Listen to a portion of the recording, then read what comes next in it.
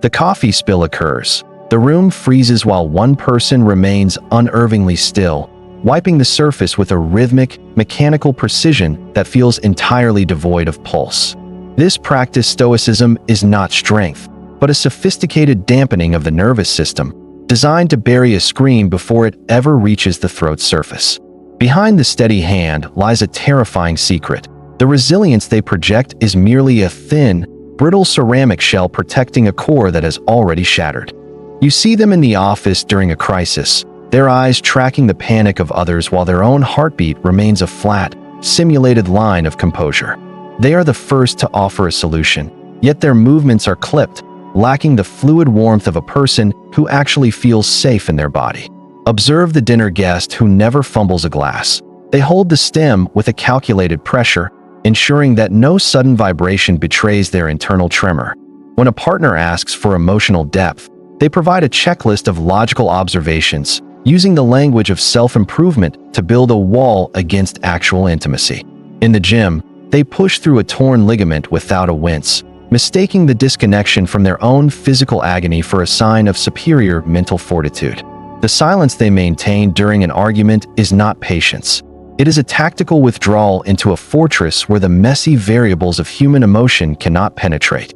They speak of moving on and staying strong, words that function as verbal cauterization, burning the wound shut before the infection of grief can be truly felt.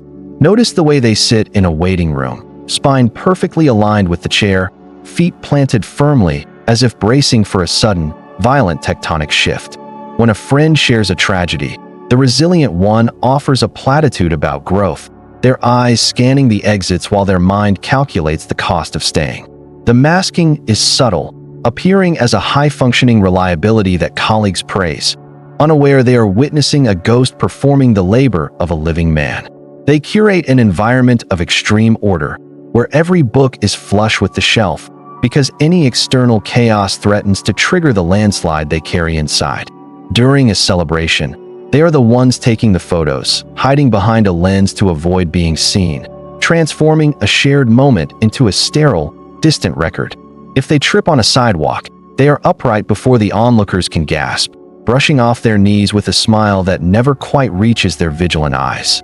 They pride themselves on never needing help, yet this independence is a desperate embargo, a refusal to let anyone close enough to see the structural cracks. At a funeral, they manage the logistics of the catering, focusing on the weight of silverware to avoid the crushing weight of the absence in the room. Their laughter is often a half-second late, a conscious decision to mimic the joy of others rather than a spontaneous eruption from a place of genuine ease. Watch how they handle a compliment. They deflect it with a joke or a critique, unable to absorb the warmth without fearing it will melt their armor. They are experts at the pivot, turning a conversation about their feelings into a debate about philosophy, using the intellect as a shield against the visceral. In the middle of the night, they stare at the ceiling, their body a rigid board, rehearsing the next day's performance of stability until their muscles eventually scream. This exhaustion is rebranded as the grind, a culturally sanctioned form of self-obliteration that allows them to vanish into the machinery of their own productivity. They avoid the mirror in low light, sensing that the person staring back is a stranger, a construct of glass and wire designed to survive a war. The phone rings and they wait for the third pulse to answer, ensuring their voice sounds resonant and unaffected, scrubbed clean of any hint of recent fatigue. When they do break, it is in private, a silent collapse into a closet floor where the air is thin and the expectations of the world cannot reach. Even then, they set a timer for the weeping, allowing exactly 5 minutes of humanity before washing their face and reassembling the mask for the public. This cycle of containment creates a pervasive sense of friction, a low-frequency hum of anxiety that follows them through every hallway and every social interaction. They believe they are winning a battle against weakness, unaware that the very tools of their victory are the instruments of their own slow, quiet disappearance. The world applauds the survivor, never realizing that the survival itself has become a recursive loop, a trap where the walls are made of pure, unyielding grit. Safety is found only in the predictable, in the scripts they have written for themselves to navigate the unpredictable terrain of human connection and sudden, sharp loss. Yes, they utter to a difficult task is a brick in the dam, holding back a reservoir of resentment that they refuse to acknowledge or even name. They look at the vulnerable with a mixture of pity and terror, seeing in the tears of others the reflection of the flood they are desperately trying to avert.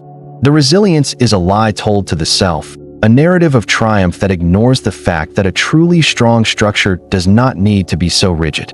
Beneath the surface of the unshakable professional is a child who learned very early that to be soft was to be discarded or, worse, completely destroyed. If you're still watching, you probably notice things most people miss. You question behavior. You look beneath the surface. If that sounds like you, subscribe. This channel was made for minds like yours. The nursery was not a sanctuary, but a training ground where the temperature of a parent's mood was the only weather that truly mattered for survival. A child watches a door handle turn, sensing the subtle mechanical click that signals whether the inhabitant is a source of warmth or a sudden threat. To cry was to invite a lecture on utility, a sharp reminder that tears were a leakage of resources in a household governed by cold efficiency. They learned to monitor the microdilations of an adult's pupils, adjusting their own posture to match the expectation of a perfect, invisible, and silent servant. Ambiguity became the enemy, a fog where a misplaced word could trigger a landslide of disapproval that lasted for days or even weeks of silence. They traded the messy, vibrant colors of a developing soul for the gray, reliable concrete of a persona that never asked for anything but safety. The nervous system imprinted a singular command: to be felt is to be hunted, so one must become a stone that the world simply passes over. In the schoolyard, they observed the bullies and the victims with a detached, clinical eye, deciding early that neither role offered the security of the ghost. When they fell from a swing, they checked for witnesses before allowing the pain to register, scrubbing the gravel from their palms with a terrifying, adult resolve. The good child label was a trap, a golden cage where the bars were made of the high expectations they felt forced to exceed every single day. They became experts at reading the room, a psychological sonar that mapped the insecurities of others to ensure they never accidentally tripped a hidden emotional wire.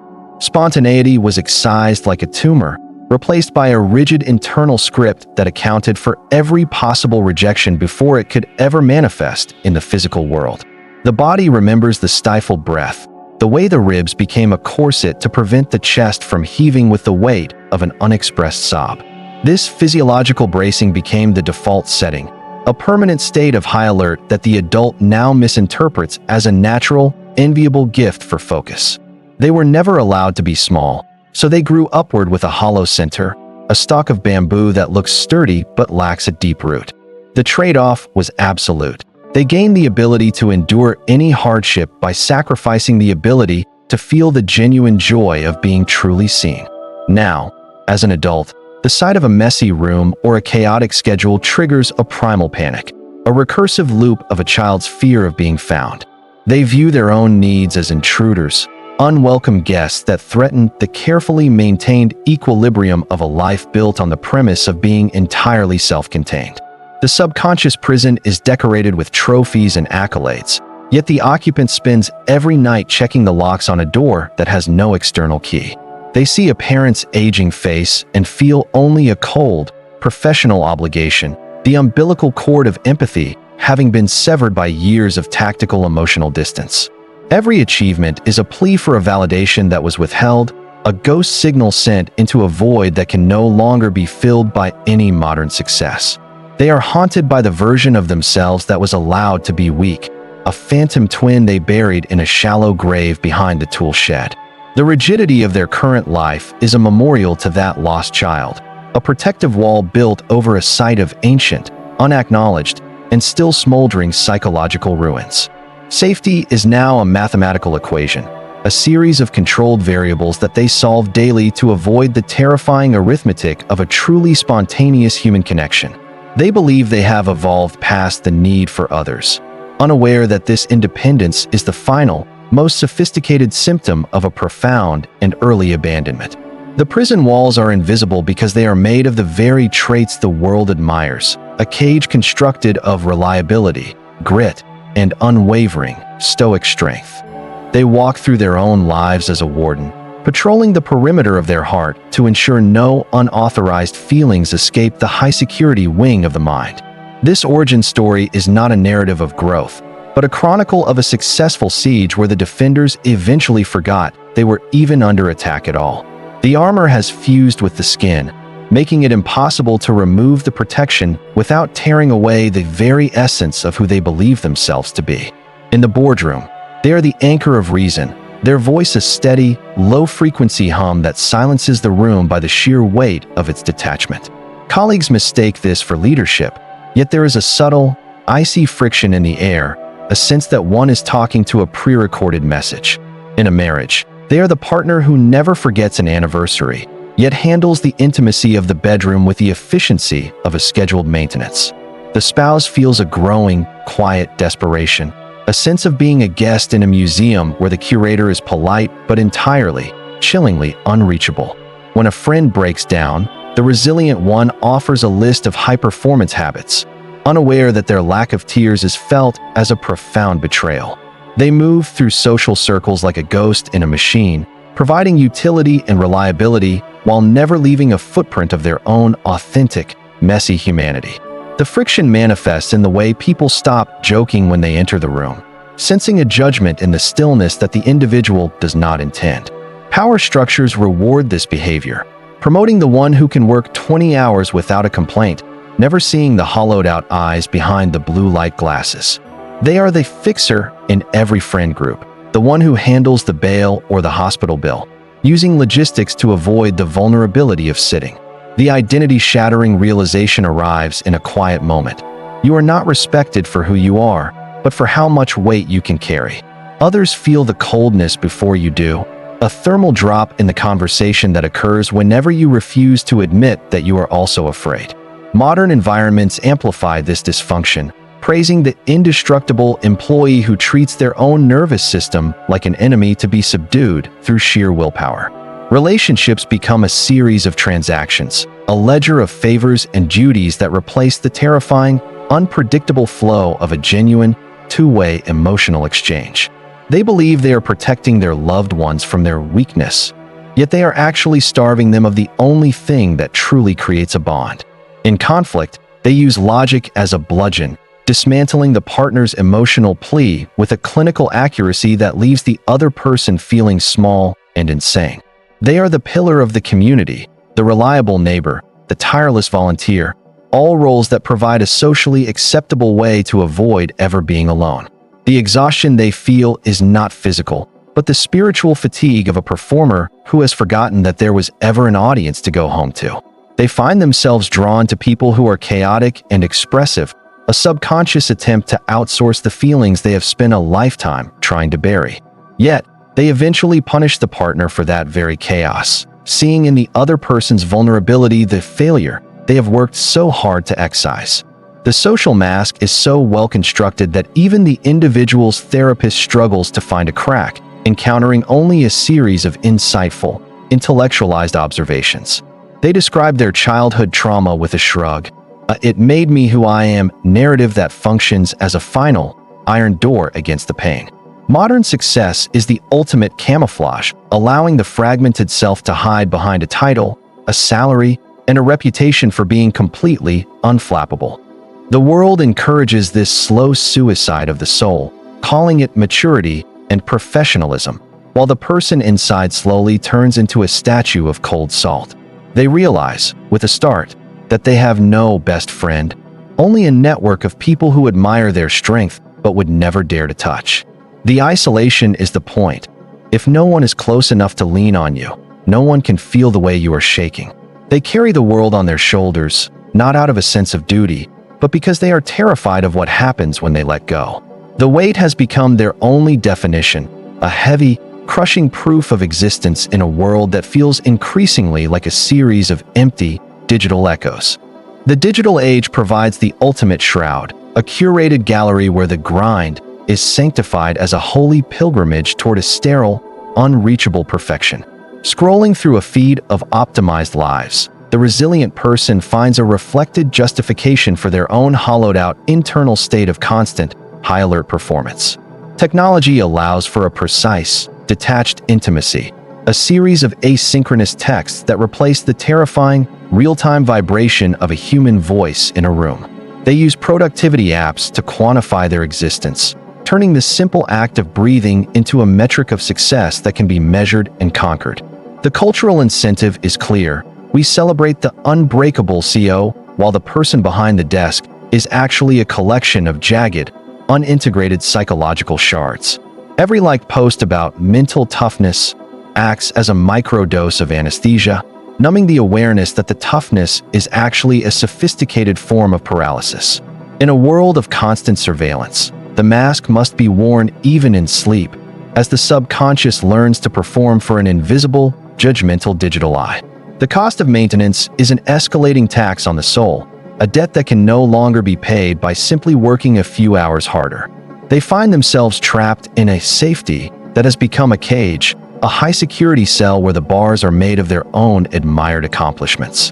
The algorithm feeds them more content about resilience, reinforcing the very wall that keeps them from experiencing the messy, healing reality of a true breakdown.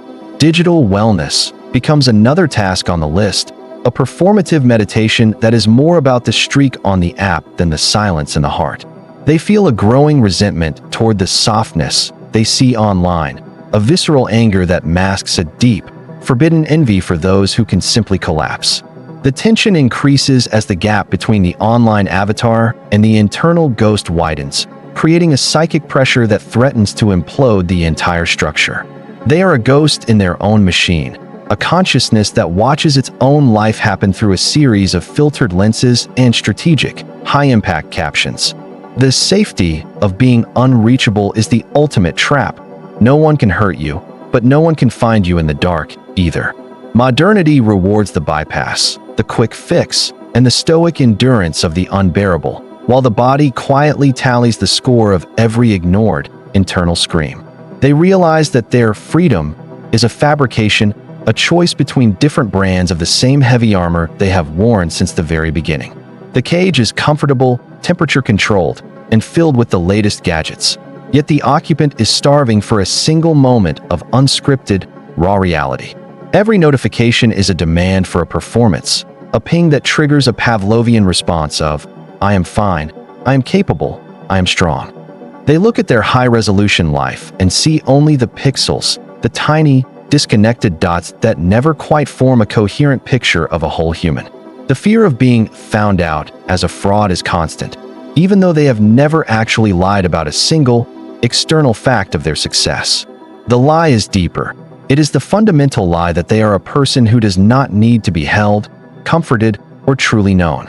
They are drowning in a shallow pool of their own making, unable to stand up because the weight of their own reputation is holding them down. The digital age has turned the internal defense mechanism into a global commodity, selling this strong person back to themselves as a hero of the modern era. There is no comfort in this realization, only a sharpening of the glass edges that surround the heart, making every movement a calculated risk of internal bleeding. The awareness begins to itch like a phantom limb, a reminder of a part of the self that was amputated long ago to make room for the armor.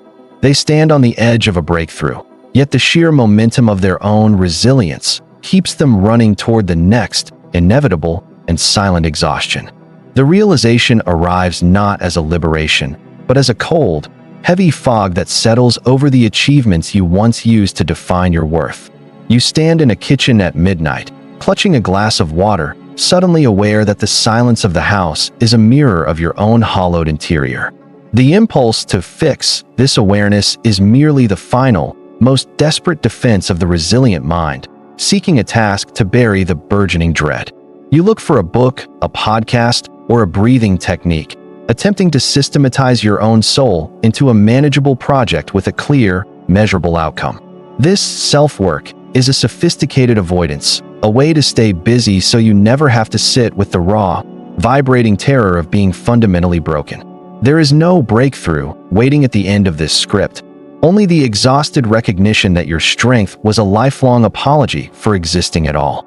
The armor cannot be removed because there is nothing underneath it but the habit of protection, a ghost that has forgotten how to inhabit a body.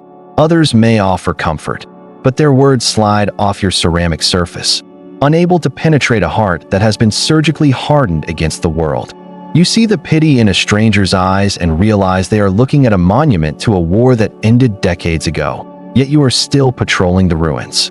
The discomfort deepens when you realize that even this grief is performative, a way to feel deep, without actually surrendering the control you crave so much.